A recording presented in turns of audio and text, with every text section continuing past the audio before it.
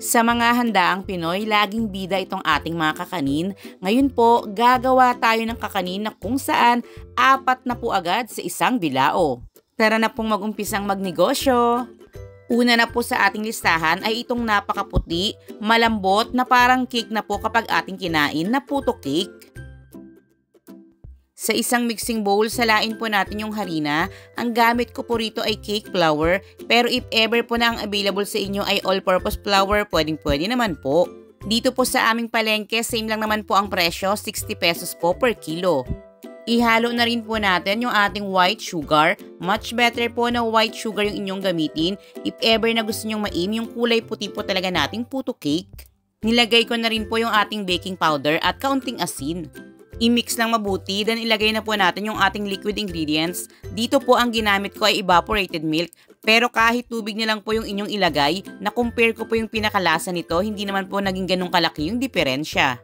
Then, iset aside po muna natin at gawin po muna natin yung ating meringue. Ilagay po natin yung ating egg white sa isang mixing bowl, then maglagay na rin po tayo ng cream of tartar. If ever po na hindi available sa inyo ang cream of tartar, palitan nyo na lang po ito ng 1/2 teaspoon ng any white vinegar katulad po ng dato puti. Then, i-beat po muna natin ito sa low speed hanggang sa maging bubbly na siya. Bago po tayo magdadagdag ng ating asukal, hatiin po natin ito sa 2 additions.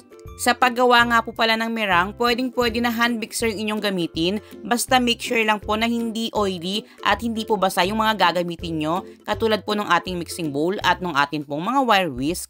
Para makasure, kumuha po tayo ng tissue, lagyan ng kaunting suka, then ipangpunas po natin sa pinakaloob ng mixing bowl at dun po sa ating mga wire whisk. Kapag nag-uumpisa na nga po pala tayong maglagay ng asukal, naka-high speed na po yung ating mixer. Aim po natin na ma-achieve yung steep peak ng ating meringue, katulad po nito, na kahit itaob pa po natin yung ating pinaka-mixing bowl, hindi po ito basta-basta matatapon or matatanggal. Then, ihalo na po natin ito sa ating butter gamit po ang cut and fold process. Pakaiwasan po natin na ito ay ma-overmix dahil napakalaki po na magiging epekto na to sa pinaka-outcome. Basta makita nyong naging isa na yung kulay nito, tigilan nyo na po yung paghahalo. 12 inches round pan yung gamit ko rito. Nilagyan ko lang po ng parchment or wax paper yung pinakailalim at hindi ko po ito ginrease. Then, gagadgaran ko na po ito ng keso sa pinakaibabaw. Isa lang sa kumukulong steamer ng 35 minutes na ang lakas ng apoy ay medium-low heat. After the allotted time, mag-toothpick test po tayo. Make sure na luto na po hanggang sa pinakaloob. If ever na hindi pa, magdagdag pa po tayo ng ilang minuto. Pero if luto na, patayin na po yung apoy sa ating kalan, pero ibalik po yung pinakatakip ng ating steamer at hayaan pa po natin for another 5 minutes. Sa ganitong paraan, maiiwasan po nating mag-shrink yung ating puto cake. Possible po kasing makaapekto yung biglaang pagbabago ng temperature sa atin pong puto cake. Palamigin muna bago i-unmold, then yung gagamitin po nating spatula or yung pangtanggal po natin dito po sa ating puto, i-grease po natin ng kaunti. Tingnan nyo po ngayon kung gaano kalambot itong ating pinaka-outcome.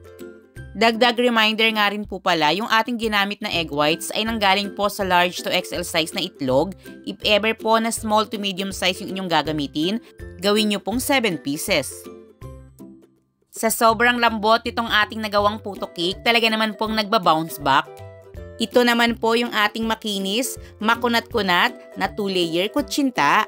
Sa isang mixing bowl, paghalu-haluin lang po natin yung ating all-purpose flour, cassava flour. Dito po gagamit tayo ng brown sugar, hindi na po tayo gagamit pa ng pampakulay.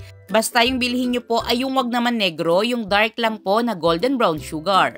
Sa marami rin pong nagtatanong, ito po yung lihiya or lye water. Tumutulong po ito para magpakunat po sa ating kutsinta. At make sure lang po na dito sa ating recipe, teaspoon yung ating gagamitin dahil kapag nagkamali kayo at tablespoon po yung inyong nagamit at sobra na po sa ating recipe, magiging mapait po yung pinaka-outcome ng inyong kutsinta.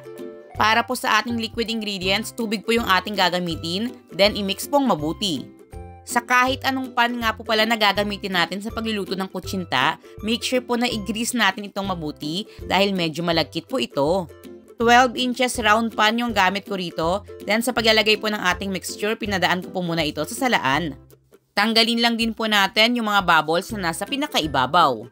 Dapat nga rin po pala, bago natin isalin yung ating mga mixture sa ating mga pan, ay kumukulo na po yung tubig sa ating steamer. Then lulutuin or i-steam po natin ito over medium-low heat lang po ng 35 minutes. At habang nakasalang naman po ito sa ating steamer, gawin po natin yung ating pang second layer.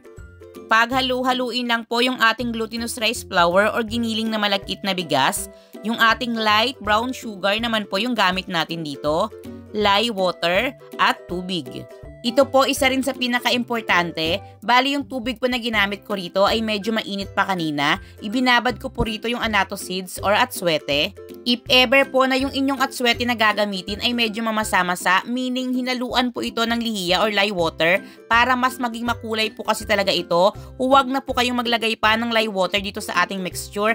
If ever naman po na walang halo ito, maglagay na po kayo. After 35 minutes, make sure na nag-dry up na po yung pinakaibabaw pero hindi pa po ito fully cook. Ilagay na po natin yung atin pong pangalawang mixture. Then, i-steam pa rin po natin over medium-low heat ng 45 minutes.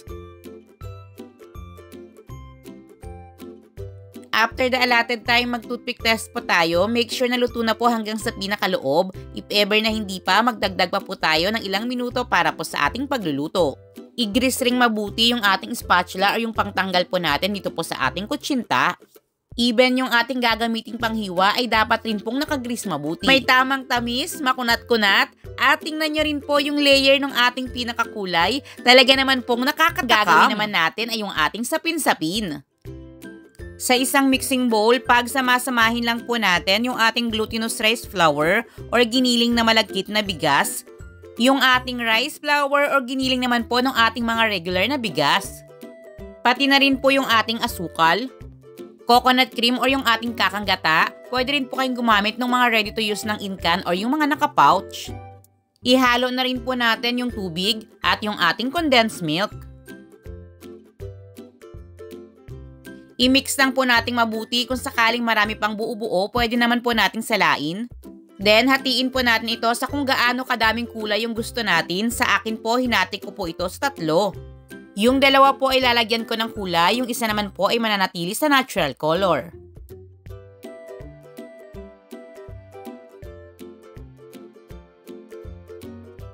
Kumukulo na po ngayon yung tubig sa ating steamer. Then, ang gamit ko po rito ay 12 inches na round pan. I-steam natin itong ating first layer ng 10 minutes over medium-high heat. After nyan, i-check po natin, hindi pa po ito fully cook pero dapat dry na po yung pinakaibabaw bago po natin ilalagay yung ating pangalawang layer. I-steam pa rin po natin sa parehong lakas ng apoy ng 10 minutes. I-check po ulit, dapat dry na yung pinakaibabaw, saka po natin ilalagay yung ating third at pang last layer. Then, i-steam naman po natin ito, same pa rin po ng lakas ng apoy ng 20 minutes. After the allotted time, mag-toothpick test po tayo. Dapat po luto na po hanggang doon sa ating pinakaunang layer. Kapag hindi pa, magdagdag pa po tayo ng 5 to 10 minutes. I-grease mabuti yung gagamitin nating spatula or kutsilyo na pantanggal po sa ating sapin-sapin. Ganun na rin po yung ating gagamiting panghiwa. Kung gusto nyo po itong lagyan ng iba't ibang flavor kada kulay ay pwedeng-pwede naman po. Isa rin po sa ating napakasarap na kakanin, yung ating biko de leche. Yung biko yung pinakailalim at medyo toasted naman po na leche flan yung pinakaibabaw. Sa isang kawali maglagay po tayo ng coconut cream or yung ating kakanggata. Ito po yung ating unang piga. Then maglagay na rin po tayo ng asukal. Ang gamit ko po rito ay light brown sugar. Optional lang po ito, pwede po tayo ritong maglagay ng ube flavoring, pwede rin pong food coloring na lang. Sa ube flavoring, pwede po tayong maglagay ng nasa 1 tablespoon. Kung food coloring naman po, depende na yung dami kung gaano ka-dark yung kulay na gusto nyo.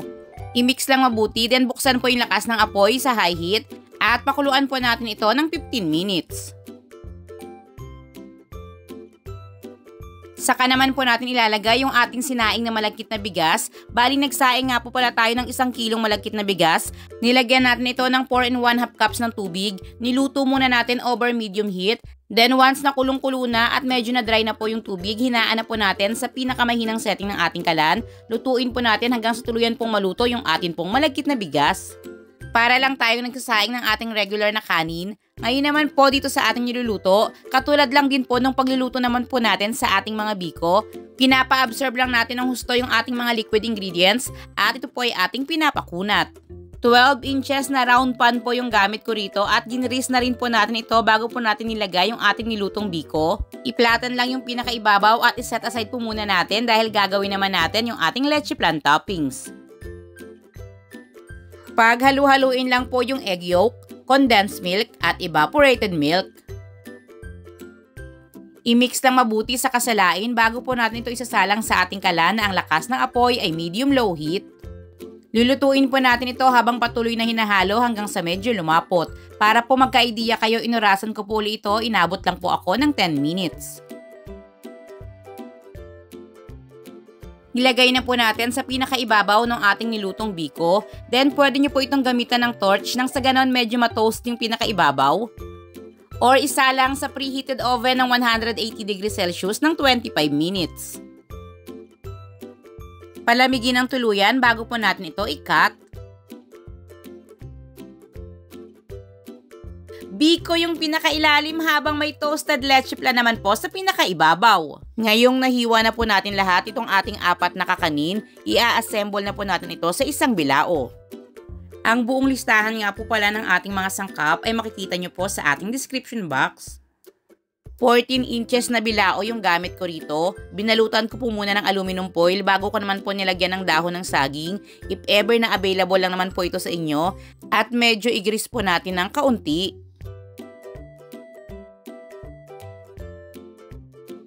After na po natin itong mapagsama-sama sa isang bilao, hihiwain naman po natin ito ng mas maliliit pa.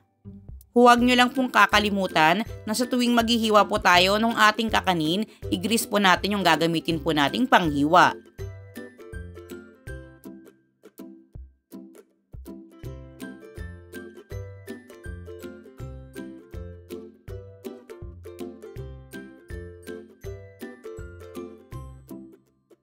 Yung ating sapin-sapin, mas masarap naman po kung lalagyan natin ng latik. And charan! Heto na po mga palalabs ang ating 4-in-1 kakanin sa bilao. Kung sakaling may espesyal tayong okasyon na paparating, sigurado po namang bibida ito sa ating lamesa at hindi lang yan, napakaganda po nitong pagkakitaan. Sa bandang dulo nitong ating video, ibinigay ko po yung ating full costing para alam nyo po kung magkano lahat ng ating ginastos. Dagdag idea lang din po sa pagpipresyo nito, pero still nakadepende pa rin po iyan sa inyo, lalo at magkakaiba po tayo ng lugar, magkakaiba rin po yung presyo ng ating mga bilihin. At magkakaroon rin po kayo ng idea kung magkano po yung inyong posibleng kitain per bilao. Sana po ay muling nakapagbahagi sa inyo ngayon ng inyong Mommy Loves ng isang makabuluhang video, makatulong nawa ito sa inyong buong pamilya at pagkakitaan nyo po ito nang sa ganon dagdag income na rin po sa atin.